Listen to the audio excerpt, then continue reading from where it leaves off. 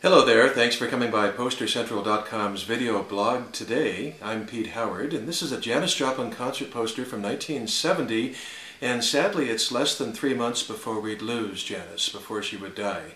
San Jose, California was the place, and Janis was touring with her newly formed Full Tilt Boogie Band. That's the band she put together. She was very proud of it.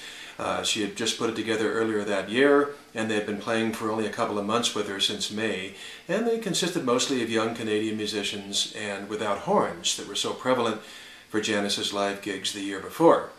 And actually you can see what Janis looks like exactly with the Full Tilt Boogie Band on the movie Festival Express, which is now available on DVD, and that short Canadian tour, which produced that movie and DVD, ended just a week before this concert.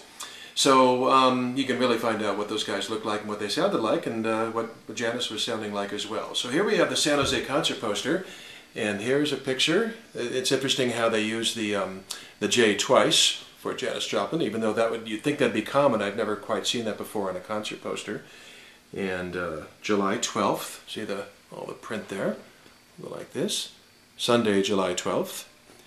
And I think that image is sort of suiting. It almost it suits the fact that she might have only 3 months left. It's almost like a ghostly image of her singing. I think that's kind of sombering. And her last concert, in fact, would be exactly 1 month from this date. July 12th, jump forward to August 12th in Boston, would be her last show ever. Now, let's talk about the opening acts on this poster, because I'm sure you saw the headline, the fun headline. Notice it says Southwind, of course, as an opening act. And Southwind was sort of a journeyman band that didn't leave too much of a mark, but they did have a member named Moon Martin in the group. He was going by John Martin, but later in the 70s he adopted the name Moon Martin. Had a couple of real mild Billboard hits in '79, but probably best known for writing Got a Bad Case of Loving You, Doctor Doctor, made a top 20 hit by Robert Palmer in 1979. So he was a member of Southwind. But you gotta love the line before that. Obviously, third group to be announced. And that third group that was announced was no less than Fritz. F-R-I-T-Z, Fritz. The short-lived San Francisco Bay Area band.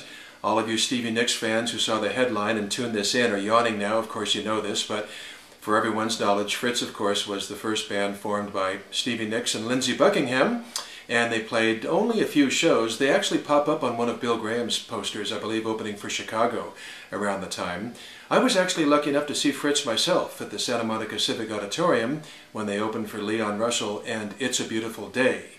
Can't recall if that was 70 or 71, but perhaps it was 70 since they were gigging as Fritz right here. It's too bad they weren't selected in time to be included on the poster, but basically what you have here, of course, is you have absolutely a concert poster with Janis Joplin and Stevie Nicks. So that's pretty wild, even though, as it turns out, Fritz and Stevie are a ghost act, as I like to call it. And of course, no slighting to Lindsey, but since we have two top female vocalists in rock history, it's fun to focus on the Stevie thing.